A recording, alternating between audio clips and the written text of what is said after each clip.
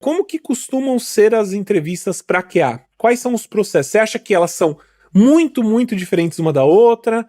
Você acha que elas são parecidas? Você acha que é fácil? Você acha que é difícil? Como que foi a sua experiência com entrevistas e o que que você sentiu no mercado, assim? Porque eu sei que você fez muita entrevista. Se você quiser falar um pouco sobre isso também, é legal. Tá, posso... Ter uma época que eu bati 55 entrevistas na época que eu saí da estratégia, né? Isso aí, mas daí a gente pode falar isso mais tarde. Mas, basicamente, entrevista, o que o pessoal pede? Se você...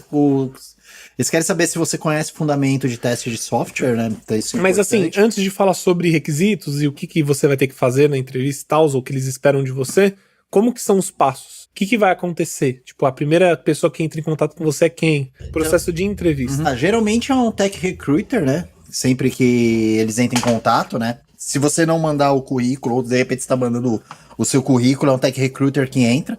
Então, geralmente é a primeira entrevista com eles, né? O que o tech recruiter faz? Ele meio que faz uma triagem dos QAs lá, ou dos entrevistados, para passar pra parte técnica, né? Então, daí geralmente você sobe mais um passo, você vai falar com a galera que você vai trabalhar. Ou, de repente, você tá numa consultoria, é falar com o cliente, né? Então, para ver se o cliente quer... Porque existe diferente, a consultoria vai te terceirizar por um trabalho, e se você for trabalhar mesmo com um produto, você vai direto na fonte, né? Então, mas os dois geralmente são a parte técnica, né? Perfeito. Então, se a gente for falar da parte do tech recruiter, eles vão pegar a parte de fundamento de software, ver se você sabe inglês, né? Porque às vezes você fala, eu sei muito inglês, você chega lá, você não consegue falar direito, o cara meio que te trava lá, porque a segunda fase geralmente seria falar em inglês, né? Eu tô até... Perfeito. Nem precisa falar por enquanto pra inglês, mas... Então a segunda parte é com a parte técnica. E tipo, peraí, a primeira parte então é a entrevista com o recrutador, né? Geralmente. Com o recruiter. Na maioria das vezes, tipo, quando eu falo a maioria das vezes, 95%. É mais improvável que venha um líder, um coordenador, ou outro QA, ou sei lá. Um recruiter, né? A não ser que a empresa seja pequena, pode acontecer. Então, galera, você vai trabalhar ali na entrevista com o recrutador. Uma coisa que eu quero que vocês entendam, o recrutador técnico, apesar de ele ter esse nome, ele não faz ideia do que é código. Ele não faz ideia do que é teste, ele não faz ideia do que é QA. Esse cara, a única coisa que ele procura é ter as respostas dele, né, as perguntas dele respondidas em relação aos requisitos da vaga. Se você entrou para uma vaga específica lá. E eles pedem que você entenda de teste manual, estratégias de teste, processo ágil, e você precisa de trabalhar com alguma automação, por exemplo, com Cypress. Se você não mencionar essas coisas pro recrutador quando você estiver fazendo entrevista, ele vai te perguntar, provavelmente, mas se você não falar dessas coisas que você sabe, que você já trabalhou, já estudou, já colocou em prática, você provavelmente vai acabar não passando no recrutador. Por quê? O recrutador técnico, ele tá lá fazendo uma entrevista com você, óbvio, para entender como que você conversa, se você conversa bem, se você conversa mal, se você tem o fit cultural com a empresa que ele tá contratando, né, e com os requisitos daquela vaga, e ele vai querer pegar os requisitos da vaga, literalmente pegar o papel dos requisitos da vaga e ficar dando check. Ele tem isso, ele tem isso, ele tem isso, ele passa pro próximo passo. E aí você me fala assim, né, que isso é muito comum. Manny, ou até melhor para você, Joey, vamos imaginar que eles estão pedindo lá para você trabalhar com uma ferramenta de automação que você nunca trabalhou na sua vida, certo? Vamos falar que você tem que trabalhar com Nightwatch. Para quem não sabe, Nightwatch é uma ferramenta de automação assim como Cypress, assim como WebDriver I/O, assim como Playwright. Mas e aí, o que você falaria nesse caso? Então, eu sou o recrutador, tá? Eu cheguei pra você e falei assim, então, eu queria saber, né, vi que seu currículo é bem interessante, né, você tem bastante experiência e tal, você não tem nenhuma experiência, mas eu vi que você tem alguns conhecimentos. Pode me falar pra mim se você tem parte desses requisitos? Você, por exemplo, você trabalha com Nightwatch? Então, o que eu responderia nessa hora, não trabalho com Nightwatch, mas eu trabalho com X, Y, Z, eu treinei, por exemplo, eu tenho Cypress, eu tenho Playwright, eu tenho Selenium, e eu tenho aqui o meu Git com essas coisas, e eu posso aprender esse Nightwatch porque as ferramentas têm, geralmente, os mesmos fundamentos, né? Tipo, perfeito. A única coisa que muda é a casca. Passei? Não é nem passei. Eu falo isso toda live. Aí eu tô deixando outro maluco falar a mesma coisa que eu pra ver se as pessoas acreditam. Isso é verdade, galera. Não é comum um recrutador técnico encontrar QAs, né? Pessoas que tenham conhecimento necessariamente em uma ferramenta. Então, saiba que o conhecimento que você obtém com outras ferramentas, seja ela Cypress, Playwright, Selenium, Robot, Nightwatch, Appium, mesmo que você não tenha uma delas, e é o que eles estão pedindo, você pode dar cartada. Olha, por exemplo, eu não conheço Playwright, não sei trabalhar com Playwright, mas eu trabalho com Cypress. Eu já fui atrás de aprender, de ver como funciona o Playwright, eu sei que ele funciona de forma super parecida. E galera, é assim que funciona. É assim que eu passo nas entrevistas, mesmo quando eu não tenho a parte técnica que eles solicitam, assim que o Joey faz e assim que os mentorados fazem também. Por quê, galera?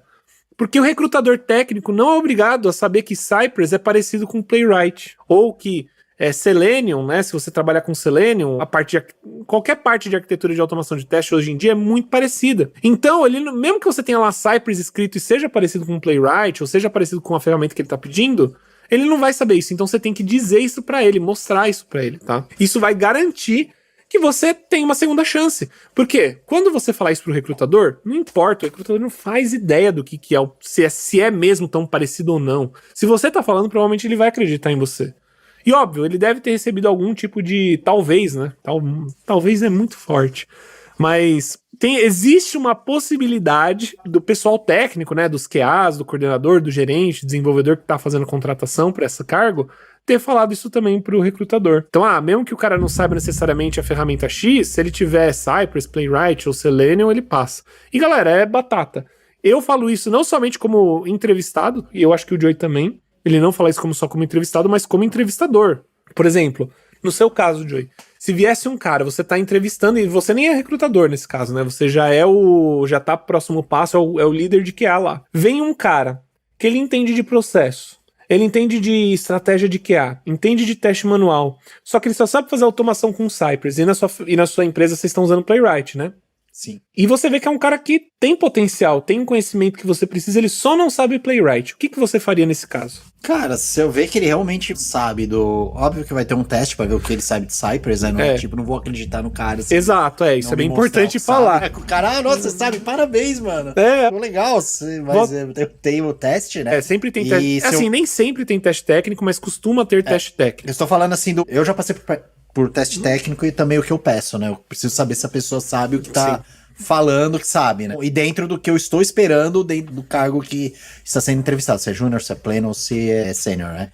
Mas, sei lá, vamos supor que eu quero... um cara júnior. Um cara júnior que eu quero que ele atinja, sei lá, um número X de conhecimento de automação. Então, se eu olhar o código deles, ver que ele tem um bom conhecimento de fundamento e tudo mais, e eu ver que o código dele é organizado, que o código dele é bonitinho, e que ele esteja com interesse de aprender uma nova... Isso é importante, né? Não adianta o cara falar... Estar interessado. Não quero saber, não, é difícil, não, mas eu tenho medo, aí eu já vou pra trás. Então o cara não tá afim de aprender coisa nova. Tipo, às vezes o cara fala assim, nunca ouvi falar, nunca mexi com ela.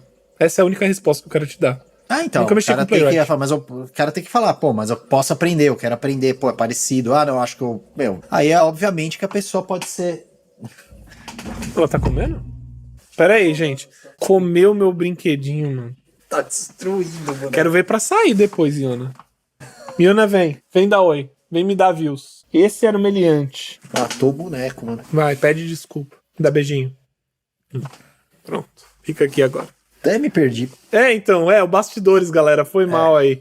O bicho aqui, ele tava fuçando porque a gente não tá brincando com ela fica ansiosa. Então, mas enfim, se a pessoa sabe, pelo menos tá com vontade e quer aprender uma nova estrutura, é fácil do cara pular de uma ferramenta pra outra. É óbvio que isso vai depender do que o cara mostra e da concorrência. E da concorrência, claro, sempre. Porque se tiver um cara melhor que você, infelizmente.